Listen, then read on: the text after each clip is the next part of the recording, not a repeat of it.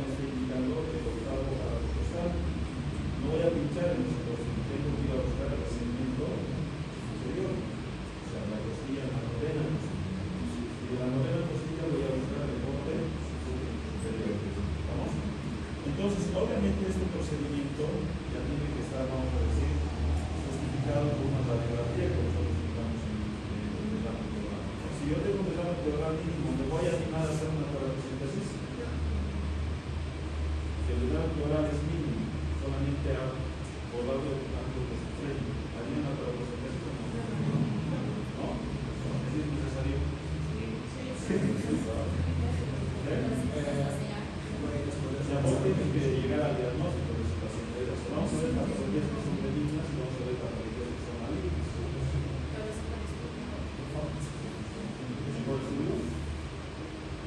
¿Se podría hacer una ecografía o una toracocentesis cerebral? O sea, ¿qué quiere decir? Que en ese caso yo no voy a estar en la novena costilla, seguramente voy a estar un poco más. Pero tengo que tener el cuidado de que voy a tener que hacer ese estudio con el procedimiento de la ecografía. ¿Estamos? Sí. Esta última parte yo no entendí, no escuché. Si yo tengo una radiografía donde tengo un desarme pleural, o sea, la pregunta es esta. Yo voy a hacer una toracocentesis, ¿no ve?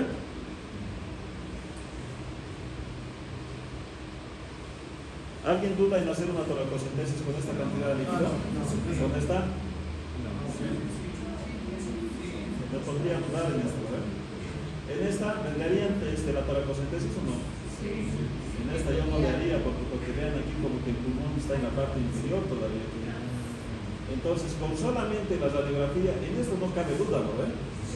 Pero si yo ya tengo una escasa colección de líquido, yo podría intentar la toracocentesis con alto riesgo de hacerle un neumotórax, de pincharle. Cuando el componente líquido es mínimo, tendría que buscar la ayuda de un ecografista. Entonces, ¿entienden, no ve? A eso me refería. Gracias. ¿Ya? Entonces, ¿cuál es la característica? O sea, yo voy a hacer primero en la toracocentesis yo voy a tener que hacer diagnóstico, ¿no? Cuando yo saco la cantidad de líquido, ¿cuántos tubos voy a sacar? ¿Cuáles son los tubos? ¿Sí?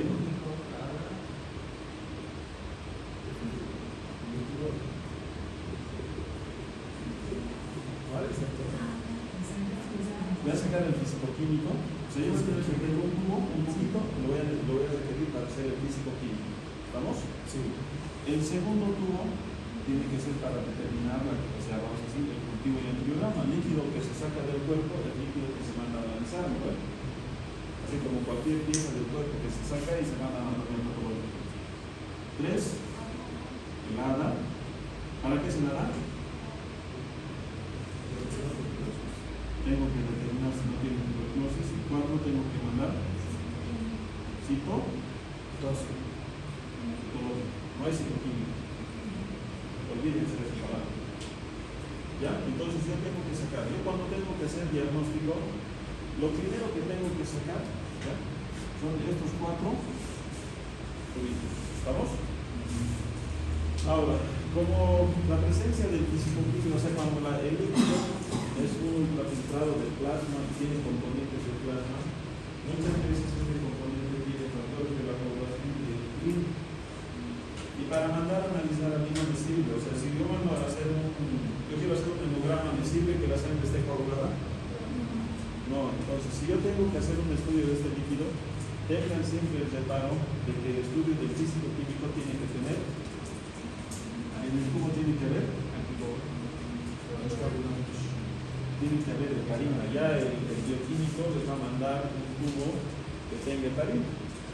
Pero si el bioquímico no se acuerda de que tiene que mandarle con heparina, entonces ustedes tienen que heparinizar el tubo. Sí. ¿Ya? Más o menos tiene que tener un ml de heparina dentro del tubo. Si yo vengo al tubo, siempre se dicen eso. El tubito y aquí yo tengo que tener heparina. ¿Qué? Un ml de heparina.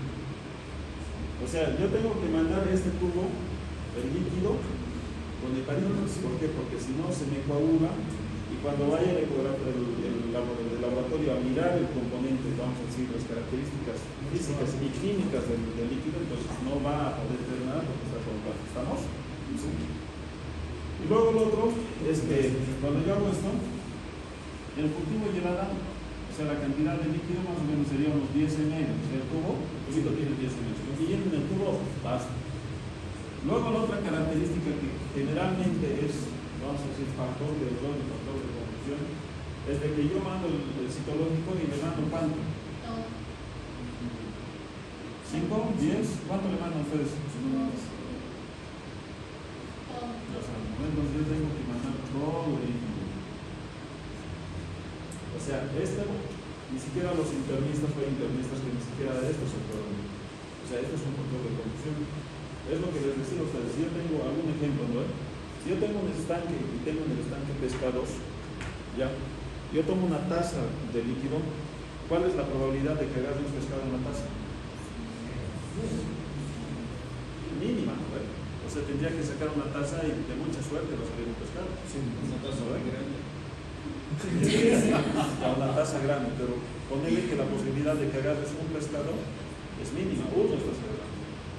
Pero si yo agarro y mando a analizar todo el estanque, ¿es posible que agarre a todos los pescados? Sí. Entonces, ese es el concepto básico de que ustedes para hacer el citológico tienen que mandar toda la cantidad de líquido que puedan sacarle del paciente. ¿Se entiende? ¿Por qué? Porque en el citológico, ¿qué es lo que nosotros estamos tratando de buscar? ¿Qué? Estamos tratando de buscar células que sean patológicas o neoplásicas. Si yo le mando 50 ml, por eso es lo que yo alguna vez me río de los internistas, le digo, ¿cuánto le has mandado? 50 ml. ¿Y cuánto has sacado? He sacado 1500 de líquido torácico. ¿Y qué has hecho con los 1450 retirado? ¿Crees que en esos 50 ml vas a encontrar, o sea, si encuentras, tienes mucha suerte de que ha salido? Pero si me mandan un estudio negativo, ¿yo puedo creer en ese estudio negativo? No. Entonces, a partir del día de hoy, chicos, físico-químico, con heparina, cultivo antibiograma, ADA, que son 10 ml, no importa, eso va en tubo seco, y del citológico tienen que mandar todo. Ya, si salen 2 botellas de Coca-Cola, mandan las 2 botellas de Coca-Cola que analicen. El patólogo les va a agradecer cuando hagan eso. ¿Ya? Bien, entonces la finalidad es diagnóstica, la otra parte es terapéutica. Si yo tengo un pulmón que estaba lleno de líquido y le voy sacando 1000 ml de la cavidad torácica, imagínense este es el espacio. Yo tengo mi pulmón que estaba aquí y el pulmón del lado izquierdo estaba aquí. Yo voy a drenar 1000 ml. ¿Qué va a pasar? El pulmón, a medida que vaya descomprimiendo, va a ir descendiendo, ¿no? Entonces, esa es la finalidad de la toracocentesis. La primera finalidad es diagnóstica, la segunda finalidad es terapéutica. Yo ya le estoy sacando líquido. Y casualmente van a ver en la práctica clínica y se van a acordar de esto, es que le hacen una toracocentesis, le hacen la diagnóstica y sacan la aguja, listo, yo ya le he hecho la toracocentesis. ¿Ustedes qué creen que la finalidad de la toracocentesis solamente es diagnóstica? No, entonces por favor díganle al médico que saque toda la cantidad de líquido que pueda, porque aparte le está haciendo el favor al patólogo para mandar mayor cantidad de muestra. Estamos, y aparte de eso está mejorando la función. ¿Estamos? ¿Se ha entendido, no? Bien, entonces yo cuando saco todo esto voy a caracterizar el líquido en 2 tipos, el exudado y el trasulado, que vamos a ver ahorita, que es lo que nos va a llegar a tomar, o sea, ayudar a tomar la decisión de qué vamos a hacer con ese paciente. Y bueno, vamos a tener, una vez que nosotros hacemos la toracocentesis, siempre, ustedes saben, ¿no? Que en medicina no hay el siempre ni el nunca, ¿no? Sí. Pero aquí en medicina ahora ustedes van a encontrar que, o sea, que siempre, después de hacer una toracocentesis, yo tengo que pedir una imagen de confirmación post-procedimiento. O sea, ¿qué quiere decir? Que siempre, después de una toracocentesis, ustedes tienen que hacer una radiografía de tórax control. ¿Por qué? Porque ¿cuál era la complicación de la toracocentesis? El neumotórax. Entonces, en la visita médica, cuando ustedes estén pasando, o sea, lo bueno de ser médicos es que ya ustedes empiecen a tomar conducta, ¿no? Porque qué? Porque ahí es donde uno aprende. Entonces, cuando ustedes hacen una toracocentesis, entonces tienen que ir y pensar que para la visita del día siguiente, o para la visita del pase de guardia en la tarde, el médico que vaya a pasar les va a decir, ¿han hecho toracocentesis? Sí. ¿Dónde está la radiografía de control? Y si no está la radiografía de control, entonces estamos haciendo un mal tratamiento y nos vamos a quedar todos, ¿verdad? Porque donde la radiografía no tenga nada, no pasa nada. Pero si la radiografía tiene un neumotórax, o sea, el pulmón está pinchado, a medida que vayan pasando las horas, ese paciente puede entrar en un paro, o sea, pasar de un neumotórax simple a un neumotórax inverso. Sí, y el tratamiento es diferente. ¿Estamos? ¿Se acuerdan, no? Se van a acordar siempre, entonces, hago la toracocentesis, termina con una radiografía de control. ¿Estamos? Bien.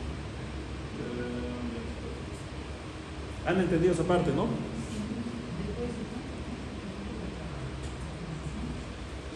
¿Qué? Después de cuánto tiempo que se prende esa... Inmediatamente. Hacen la toracocentesis, hacen la orden y le mandan la radiografía. ¿Ya? Entonces, indicaciones. ¿Para qué yo hago la toracocentesis? Para obtener un líquido de muestra, ¿no? Este líquido de muestra ya nos va a ayudar a determinar causas como el derrame paraneumónico y son significativos cuando, o sea, vamos a decir, la presencia de la muestra tiene que ir más o menos, o sea, vamos a decir 10 ml en la cuestión de que sería el cultivo y el ¿estamos? Vamos a tener aquí lo que es importante. Esta es una tablita que ustedes ya tienen que aprender, chicos. O sea, la tablita, de las tablitas importantes, esta es la tablita de tórax. Yo tengo que saber los criterios de Light. ¿Ya? Entonces, los criterios de Light van a ser estas tres cositas. O sea, cuando ustedes les pregunten en el examen criterios de Light, yo tengo que ver proteínas, ya la relación de proteínas del líquido pleural con la relación de proteínas en suero, mayor a 0.5. La LDH del líquido pleural con la LDH del líquido del suero, mayor a 0.6. Y vamos a decir la LDH, solamente un valor de LDH vamos a decir en el líquido pleural mayor a 2/3 del superior del valor normal del suero. ¿Han entendido esta parte? Seguro que no, ¿no? Bien, vamos a ponerlo en términos claros. El primero siempre es fácil, pero el tercero está más. Ya. Recuerdan, ¿no ve que nosotros hemos hecho una prueba que se llama físico químico? Físico químico quiere decir que yo tengo, en la muestra yo voy a tener, en el físico químico yo voy a tener características macroscópicas y voy a tener características microscópicas, ¿no? Entonces la parte química. En la macroscópica,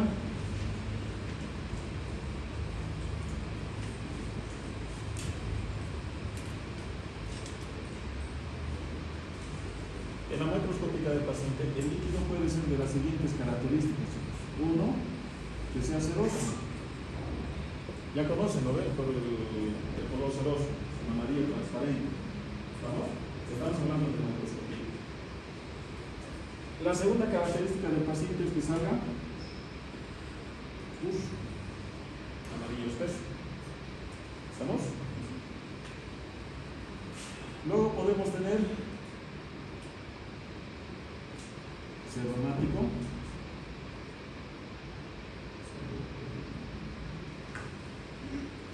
Y vamos a tener un característico blanquecino.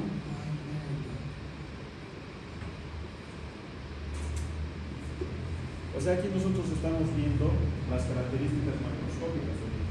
¿No? Si yo tengo ceroso, o sea, va a ser ceroso, pus, seromático y blanquecino. ¿De cuál de ellos me preocuparía? ¿El pus? ¿Sí o no? ¿Sí?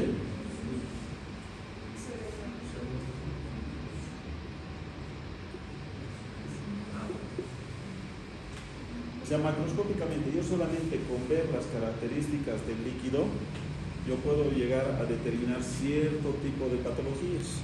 Ya, yo le hago la función ceroso, ha de ser generalmente un trasudado, ya, y este resto ya es, vamos a decir, tipo exudado. Si yo tengo pus, ¿hay algún problema o no? Ya sé que es pus, que hay una infección ahí adentro. Ahora vamos a ver las causas. Si yo veo seromático, neoplasia, y si veo blanquecino lechoso, ¿qué sería? Tendría que pensar en una patología que tenga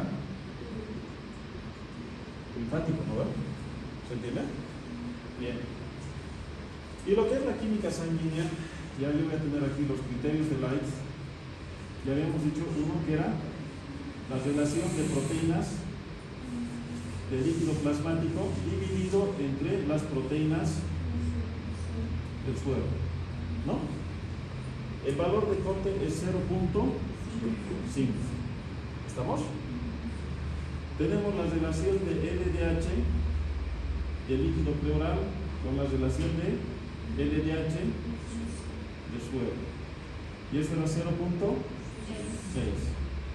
Y luego habíamos dicho que solamente la LDH del líquido pleural era mayor a 2/3 de la LDH del suero. ¿Estamos? O sea, si yo tengo 900, vamos a decir, de LDH en el suero, para yo tener un criterio de la cuánto tendría que ser mi LDH del líquido plasmático, del líquido pleural. Tendría que tener 601 o 602 para arriba, ¿no? 2/3 superior. Ya. ¿Han entendido esta parte o no? No han entendido. Ya. Cuando les venga el laboratorio, o sea, esto solamente les van a preguntar a ustedes cuáles son los criterios de Light. ¿Cuántos criterios de Light tenemos? 1, 2 y 3. ¿Ya? Ahora vamos a utilizar este concepto. En el laboratorio, en el reporte que les van a dar la macroscopía. ¿Es ceroso, es pus, es oemático o es blanquecino? ¿No ven? En el laboratorio me van a dar el pH. ¿Cuál es el valor normal del pH? 7.35 barra 7.35. ¿Ya?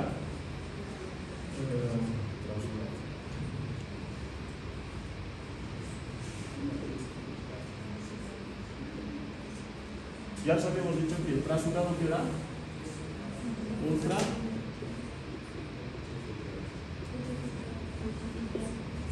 y esto de acá que era ¿qué? Esto era una alteración, ¿no ven? Una alteración en la producción de líquido. Hasta ahí estamos, ¿no? Eso hemos entendido de la primera parte. ¿Estamos? Ya sabemos que hemos hecho la función. Entonces, yo cuando tengo un pH de 7.45 para arriba, mayor a 7.45, estoy hablando que es un transudato. Por ende, si yo tengo que decir que es un exudado, ¿cuánto tendría que ser el pH? Menor a 7.35. O sea que un valor, yo para saber si es un transudado o es un exudado, yo tengo que saber el pH primero. ¿Estamos? Si es mayor de 7.45 transudado, si es menor de 7.35 es exudado. ¿Estamos?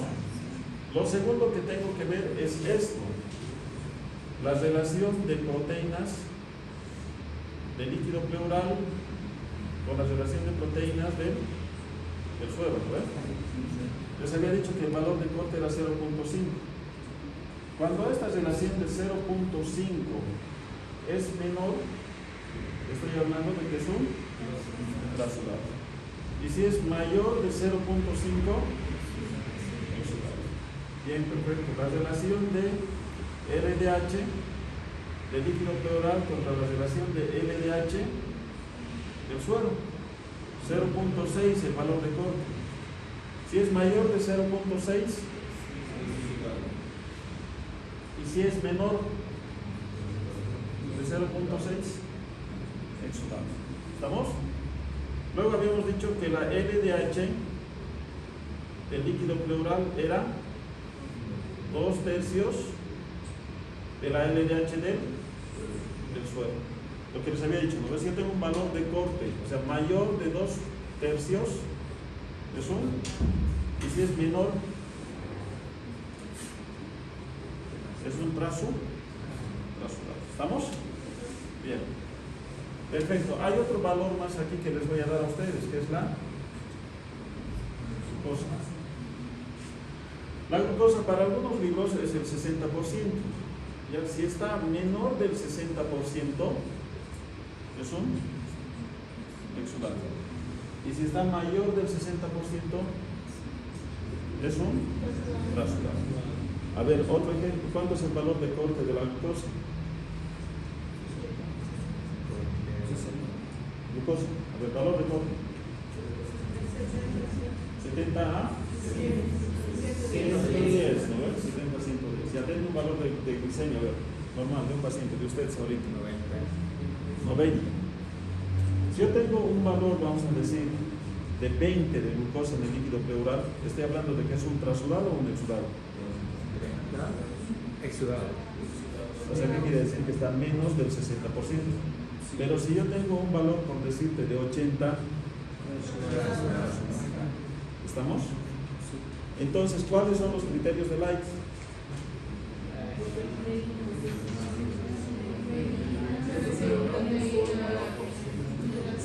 Solamente tenemos tres variables. Tengo que ver la relación de proteínas, la relación del LDH y los 2/3 del LDH de la sangre. ¿Estamos? Les van a preguntar el criterio, o sea, son criterios de Light, ¿no? ¿El pH es criterio de Light? ¿La glucosa es criterio de Light? No.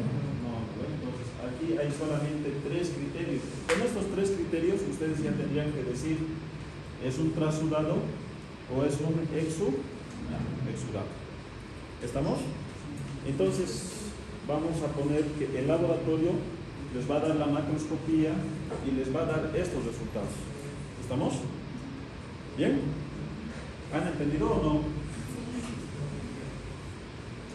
Espero que hayan entendido, porque la parte que se viene va a ser mucho más fácil entonces.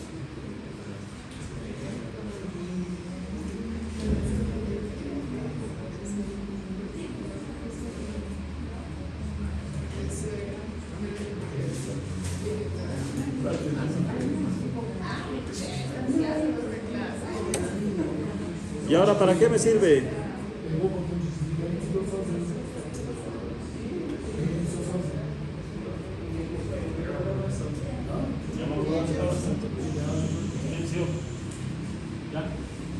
Entonces, hay varias tablas que nosotros nos van a poder ayudar a determinar la característica del líquido, o sea, pero la función principal de los criterios de Light es determinar si ese paciente está con un trasudado o un exudado. Bien. Vamos a pasar.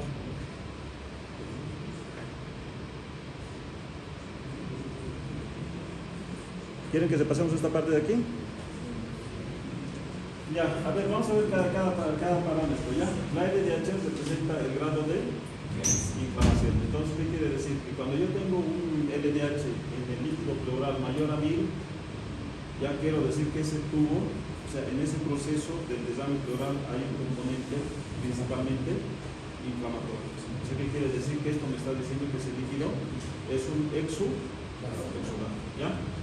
El recuento de células, o sea, si yo tengo en el recuento de células, vamos a decir 1000, 2000, 3000, 5000, 10000 glóbulos blancos y son polimorfos nucleares, ¿eso es un trasudado o es un exudado? Es un exudado. ¿Bueno? Ahora, cuando yo tengo aquí, vamos a decir, en los glóbulos blancos, cuando yo tengo neutrófilos, o sea, ¿qué quiere decir? Que mis glóbulos blancos estaban, por decirte, en 5000, y mi reacción de neutrófilos que está en 90 o más arriba del recuento diferencial, yo tengo que pensar que primera causa va a ser una neumonía, que sea un desame pleural paraneumónico, puede ser un tromboembolismo pulmonar, puede ser una pancreatitis, puede ser una infección, en este caso vírica, puede ser una reacción a las veces. ¿Estamos? O sea, todo esto les está queriendo decir que si yo tengo bastantes, o sea, células inmunológicas en la sangre, el proceso es inflamatorio, eso quiere decir que es un proceso tipo exudado. Yo los hematíes los voy a tener entre 5000 a 10000, vamos a decir, por milímetro cúbico, y les había dicho que característicamente si yo tengo componente reumático, ¿qué tipo de patología estaría sospechando? Solamente con ver eso. Tendría que estar descartando dos patologías, ¿no? Uno, que puede ser neoplásico, o dos, que mi función ha sido traumático. Yo pinchado y el otro paso. Bueno. Ahora, hay otras causas, ya, como el embolismo pulmonar, que también puede ser una causa de reumático, pero vean acá, ya, que son 75% postraumáticos, pero de esos 75%, el 40% pueden ser neoplásicos, malignos. ¿Estamos?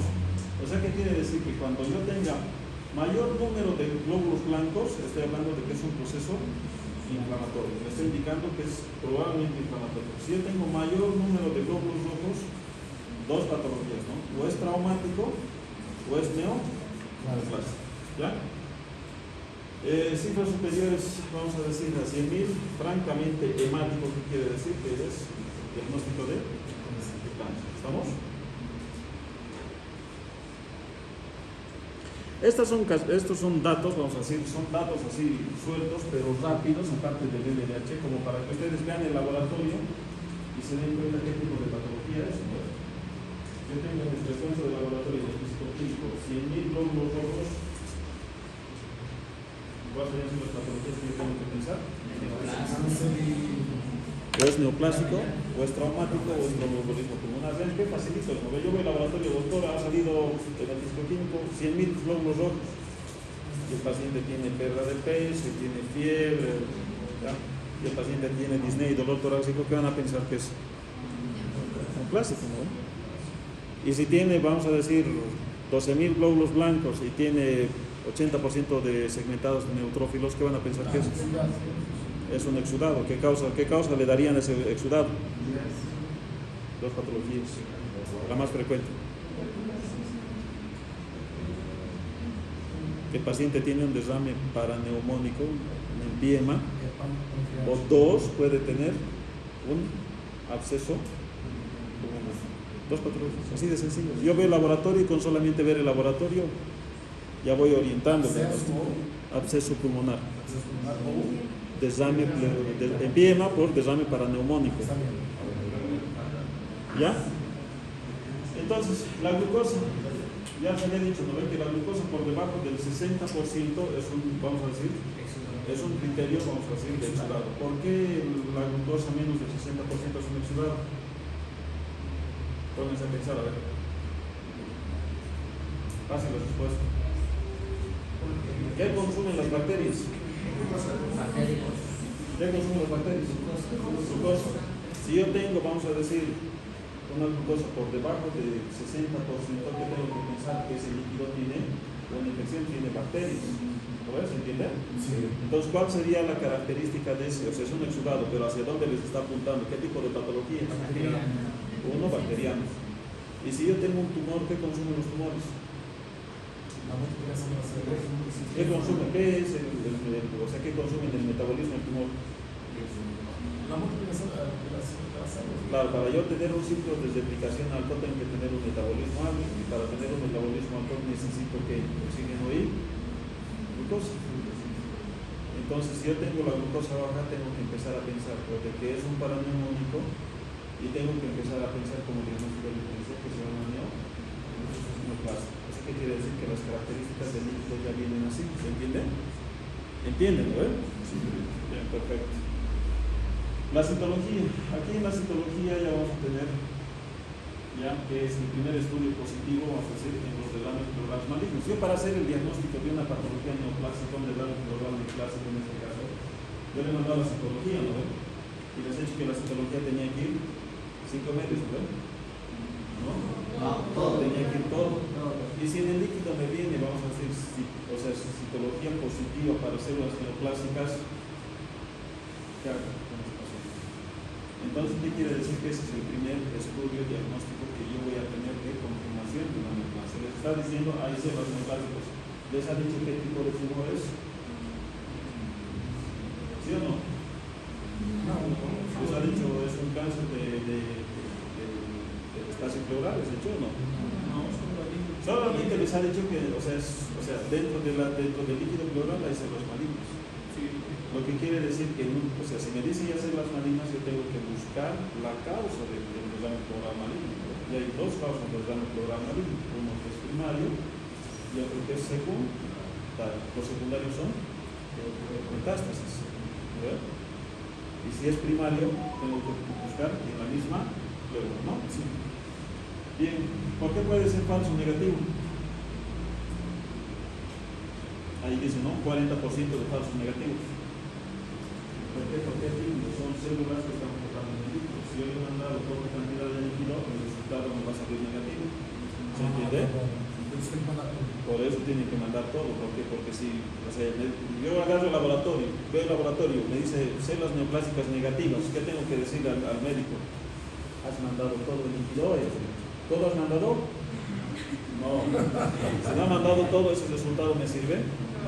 No me sirve. O sea, tengo que volver un paso atrás y empezar a buscar el diagnóstico diferencial que puede, porque si en el físico-químico me ha mandado líquido seromático, me ha dicho que la glucosa está menor del 60%, me ha dicho que tengo más de 100.000 eritrocitos por campo, y mi relación de proteínas es mayor a 0.5, y mi LDH es mayor a 0.6, o sea, todo mi líquido me está diciendo hay un proceso, vamos a decir, inflamatorio dentro de tu espacio pleural, pero mi citología me dice es negativo. Entonces, ¿qué hago? ¿Confío en la citología o no? No, entonces tengo que empezar a hacer otras pruebas para confirmar o sea, descartar la patología de que sea un caso, ¿no? La presencia de macrófagos alargados ya está relacionado, vamos a decir, con el diagnóstico de artritis reumatoide. O sea, sí, son datos así específicos de lo que sería el físico-químico de la toracocentesis que ustedes han mandado. ¿Se entiende? ¿Estamos o no? ¿Sí? A ver, les voy a conseguir un físico-químico luego la próxima clase y ustedes me van a decir a qué les va. ¿Ya? De los cultivos, ya si yo tengo un cultivo positivo, si yo tengo una bacteria, he identificado la bacteria, ¿en qué voy a pensar? Directamente ya he identificado y o sea, probablemente mi líquido tiene el tiempo. ¿No? ¿Estamos? Si yo tengo un paciente para micobacteria que inició de 100 en positivo, ¿puede haber esa test? Una tuberculosis, ¿no? ¿Estamos? Sí. Bien, entonces estos datos nos van a orientar solamente con esos 10 ml que ustedes han mandado en el físico-químico, ustedes me van a poder, o sea, más o menos orientar hacia qué tipo de patología nos estamos enfrentando. Eso es, o sea, ese es el objetivo de esta parte que nosotros hemos visto en el líquido, ¿se entiende? Ustedes ven el resultado del laboratorio y en el físico-químico y ustedes van a poder determinar cuáles son los casos. Ahora, ¿pueden haber análisis adicionales? Sí. De estos, los más importantes, ¿ya? Son la amilasa y la presencia de lípidos. ¿Ya? O sea, ¿qué quiere decir? El colesterol y los kilomicrones me van a orientar hacia lo que sería el kilotórax, y la presencia de amilasa me va a orientar hacia la presencia de pancreatitis o ¿por qué eso? ¿Por qué eso?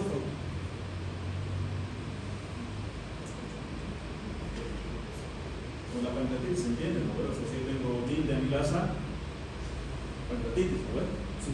Pero si el páncreas está normal, ¿por qué el esófago? ¿Ven? No, mucho más fácil que eso. No. ¿Qué tiene la saliva? También. No, la saliva tiene, o sea, la glándula familiar secreta amilasa. Sí. Entonces, la presencia de amilasa, si mi páncreas es normal, entonces me está diciendo, ojo, de acuerdo a la característica clínica de la historia clínica, yo tendría que, o sea, sería un criterio para confirmar una ruptura esofágica. ¿Se entiende? Sí.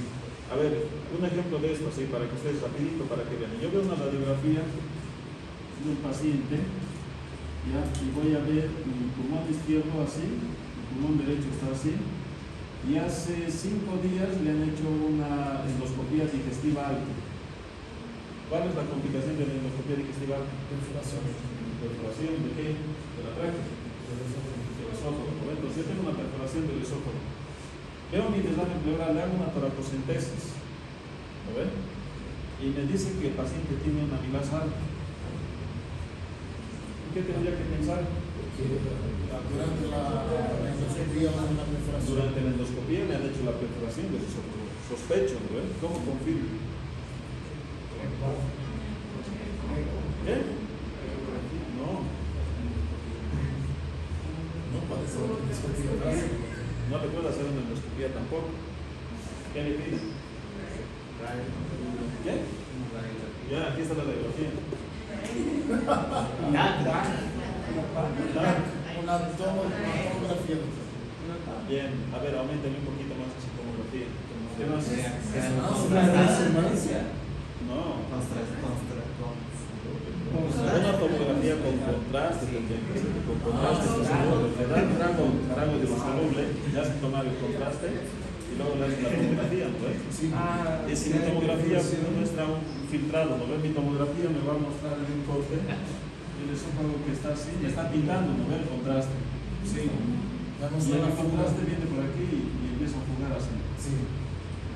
Entonces, he hecho la confirmación de diagnóstico. ¿Se entiende? Bien, esta partecita está importante, ¿no ves? ¿Les gusta o no? Sí, doctor. Sí. Bien. Ahora sí, les voy a presentar la clase. Sí.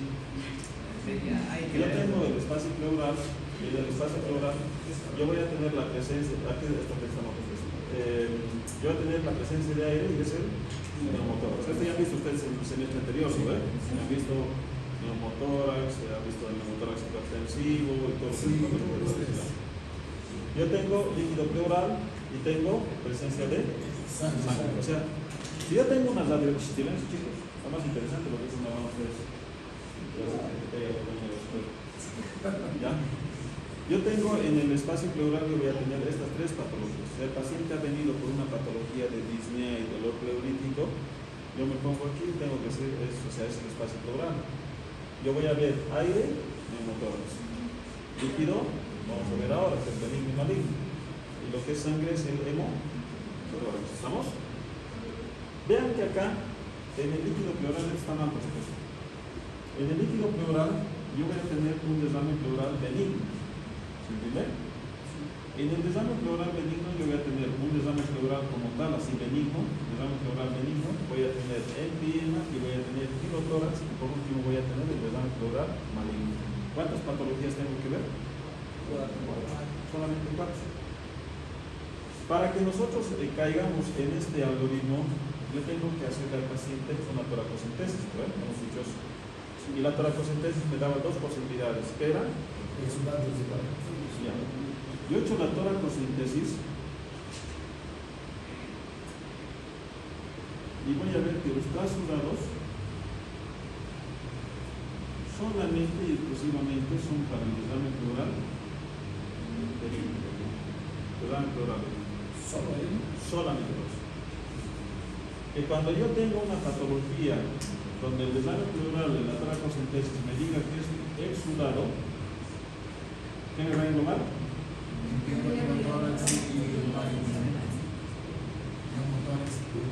Ahora entienden que solamente con ese resultado de hacerle la función 10 minutos ustedes van a poder identificar la probable patología que nosotros tenemos al frente.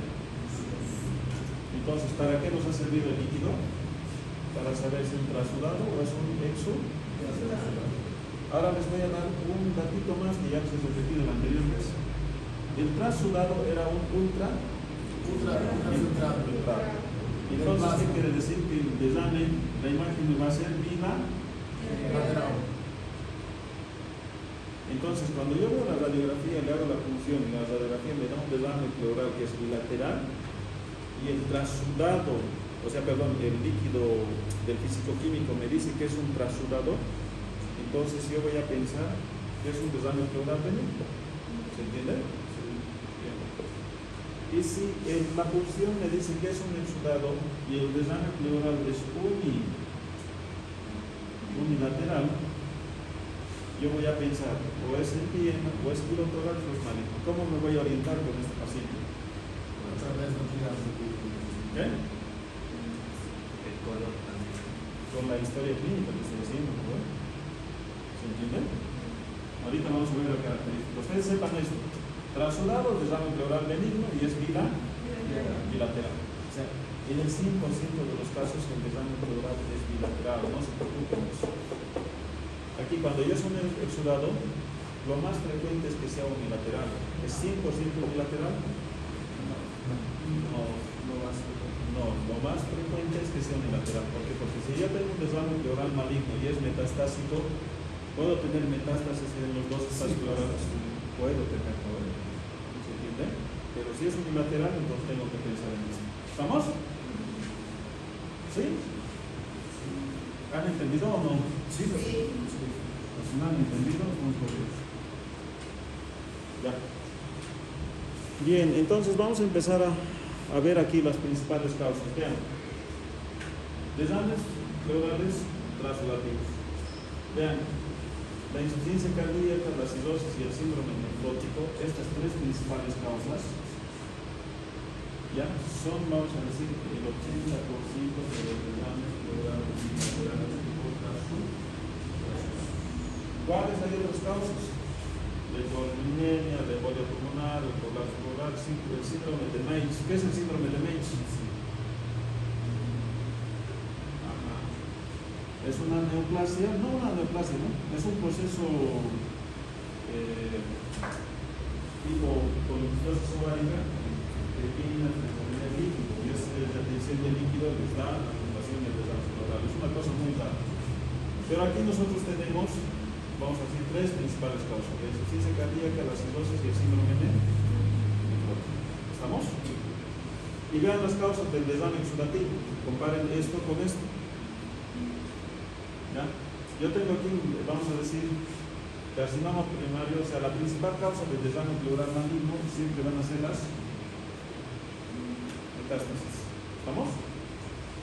La segunda causa ha de ser, vamos a decir, el tumor más frecuente primario del espacio pleural, que esto es el superior. ¿Estamos?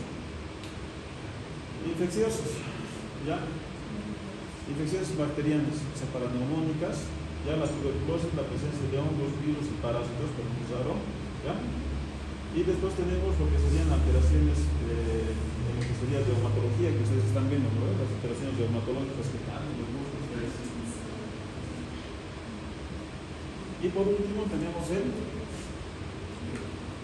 quirotoras. ¿Estamos?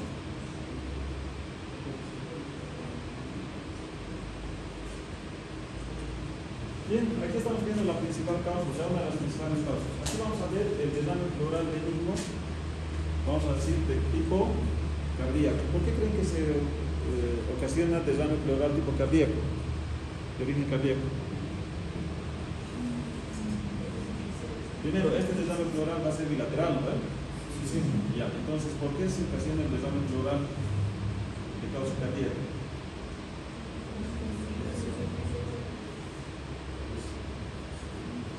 O sea, yo tengo aquí el corazón, ¿no? Aquí tendría aquí la aorta, aquí está lo que sería la vena cava superior, la vena cava inferior. ¿Cuáles son las patologías cardíacas? La arritmia,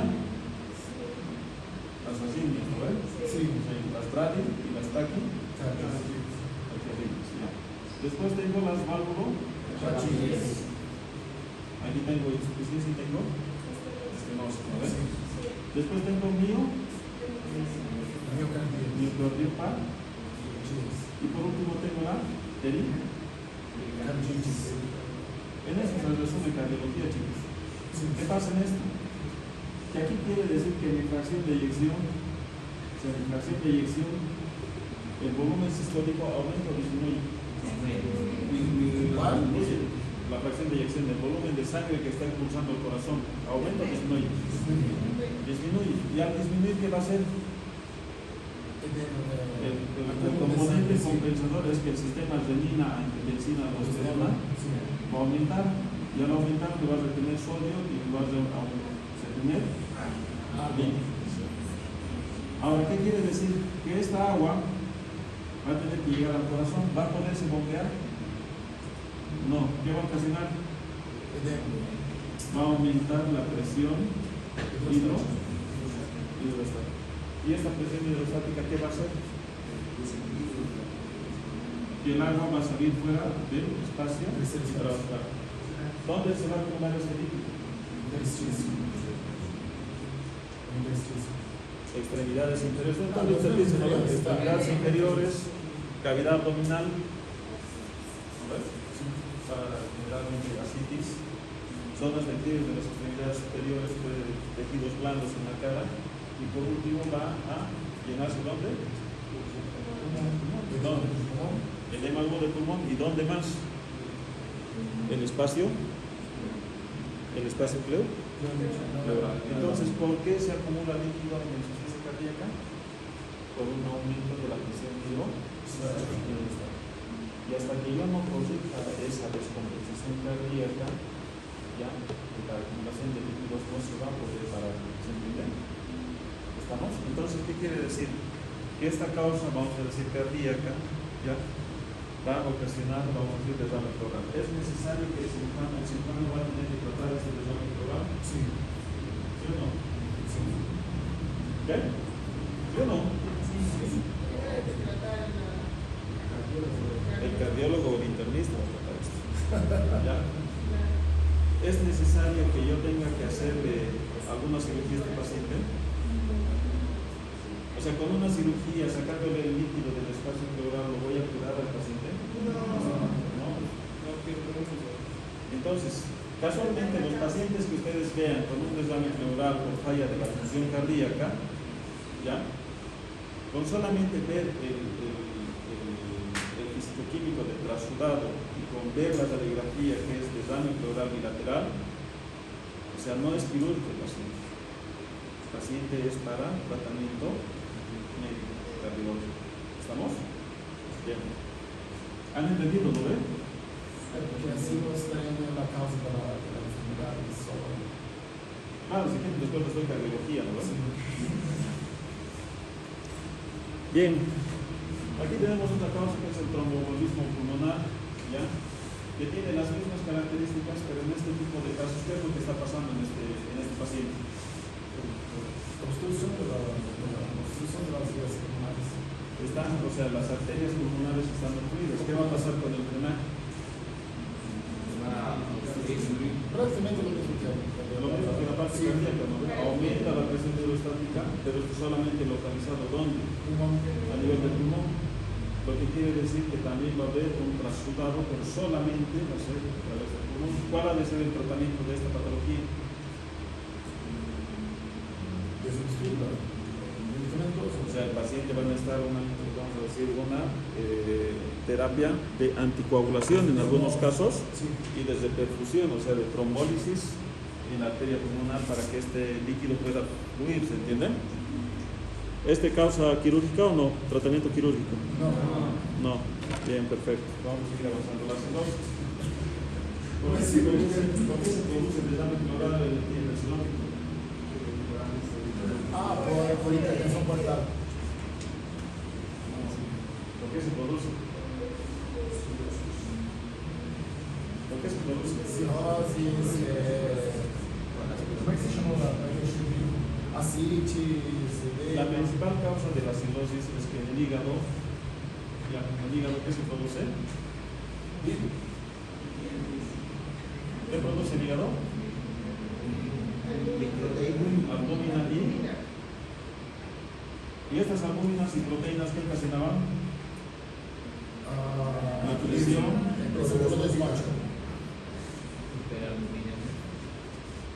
coloidosmótica, ¿no? Sí. Entonces, si mi hígado no está produciendo albúmina y proteínas, ¿qué va a pasar con esto? El líquido va a salir de los vasos. O sea, este desequilibrio en la presión coloidosmótica hace que el agua vaya a salir del espacio intraocular, ¿no? Sí, el espacio intraocular. ¿Qué va a ocasionar esto? ¿Qué va a ocasionar esto? Va a ocasionar, por un lado, ascitis y por otro lado va a desencadenar una disminución de la presión, aparte de la presión coloidosmótica, una disminución de la presión hidrostática. No, de la presión hidrostática no.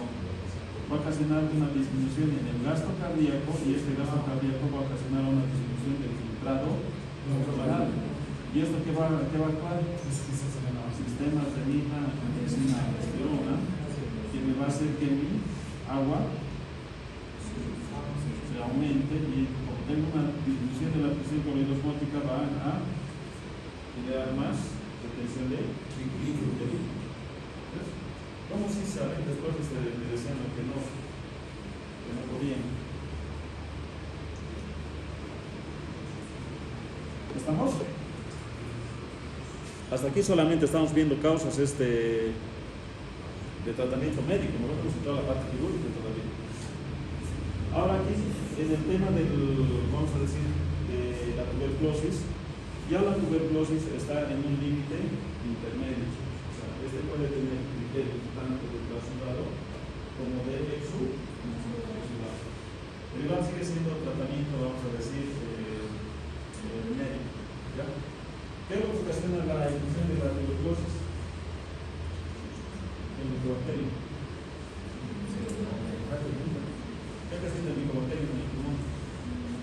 Expresión pulmonar, cavidades. O sea, el micobacterio va a ocasionar un proceso infeccioso, ¿no? Sí. Entonces, ¿qué es lo que va a pasar en el proceso infeccioso? Que ya habían avanzado, ¿no? La primera parte se vivió. Todo lo que es un proceso infeccioso va a dañar las membranas de las células donde se ha puesto en contacto, ¿no ves? Y esta destrucción de células, ¿qué va a pasar? Va a liberar ácido araquidónico. ¿Vale? Y el ácido araquidónico va a formar prostaglandinas y tromboxanos. Y estas prostaglandinas ocasionaban un componente de vasodilatación. Y si yo empiezo a vasodilatar mis vasos, ¿qué van a pasar con el líquido?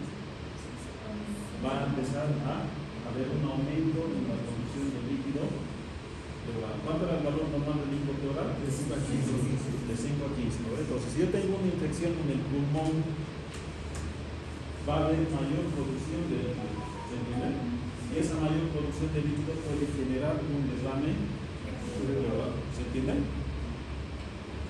Mas, entonces, ese aumento de líquido podría ser drenado con más facilidad por el sistema linfático también, o hay disminución por completo de la presión. Imagínate, o sea, tú tienes una puerta por aquí, si les digo a ustedes, salgan todos así, de golpe a todos, ¿van a poder salir? O sea, ¿qué quiere decir? Que los canales se saturan y si mi producción está muy acelerada, en vez de producir, vamos a decir, entre 5 y 15 ml en 24 horas, produzco, qué sé yo, 500 ml en 24 horas. Entonces, va a aumentar la salida, sí, pero tu aumento de producción va a hacer que ese líquido se vaya deteniendo en el espacio. ¿Estamos? Gracias. ¿Ya se han cansado todavía? Oh, 5 minutos más, podemos terminar. Usted también está cansado. Y eso que teníamos que terminar cáncer de pulmón el día de hoy. Ya, a ver, vamos a parar entonces aquí para modo de repasar. Entonces, como ustedes están viendo, todo se resume en que vamos a hacer una buena historia clínica y con la historia clínica vamos a determinar que en nuestro espacio pleural hay ausencia de un ruido vesicular, acidez, vamos a pedir un estudio de imagen. ¿Qué estudio de imagen vamos a pedir? En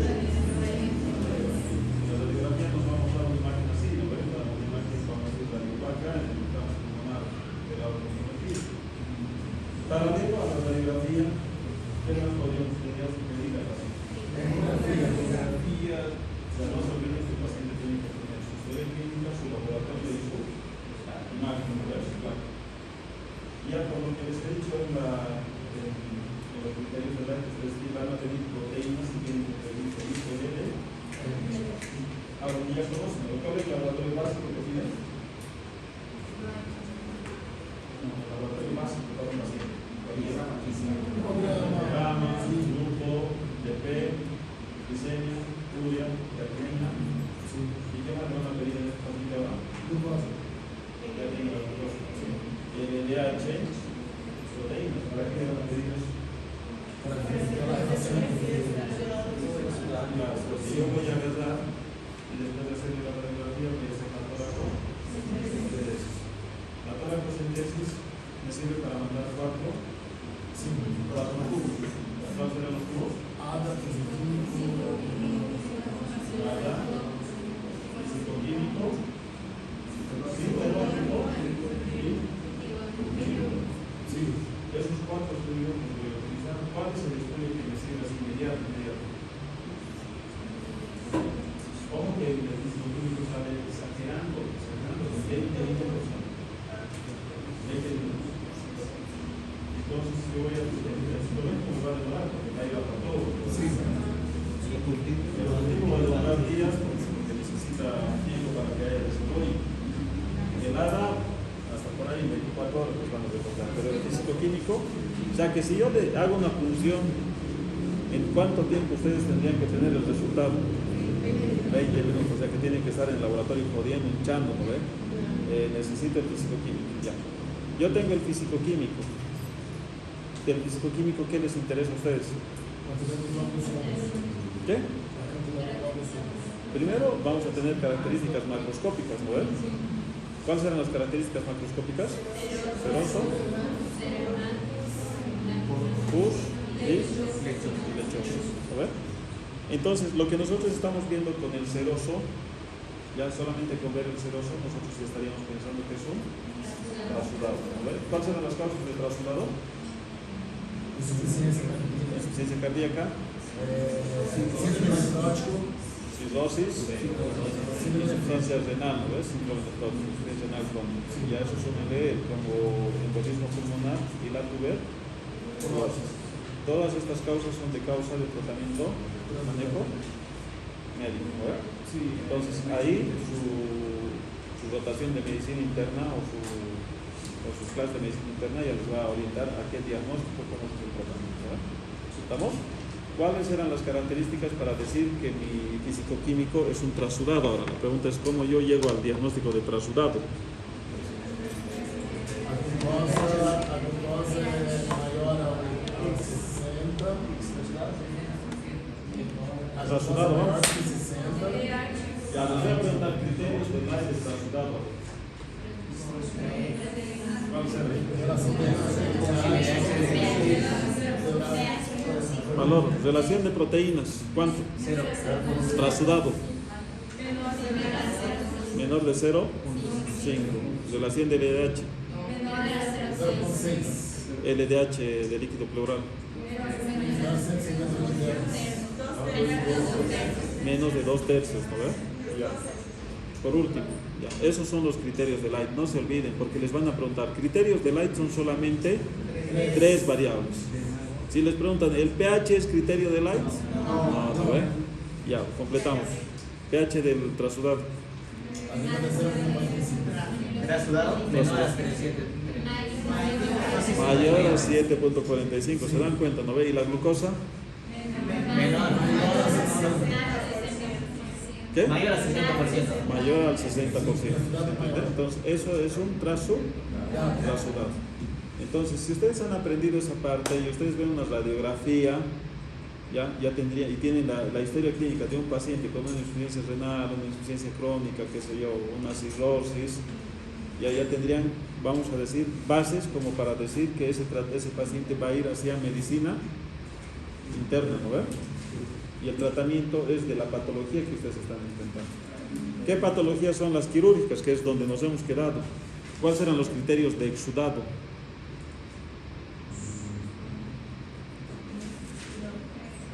Exudado.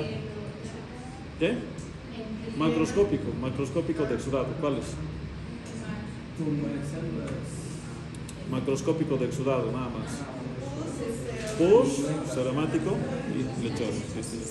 ¿Y cuáles eran las características de los criterios de Light para exudado? Proteínas.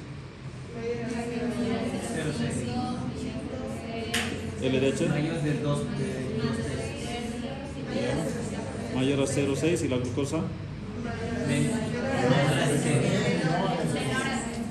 0 a 60%. ¿Van a poder manejar esos criterios en la sala? ¿Se van a olvidar? No, ¿eh? No. Les digo esto porque cuando ustedes estén llevando a su paciente, o sea, a su paciente en salas, y se utilizan estos parámetros que les estoy diciendo yo, o sea, no hay dónde perderse. ¿Se entiende? Ya. Listo pues chicos, gracias por venir, vayan a descansar. ¿Les paso las diapositivas o todavía? Sí. Desde ahora.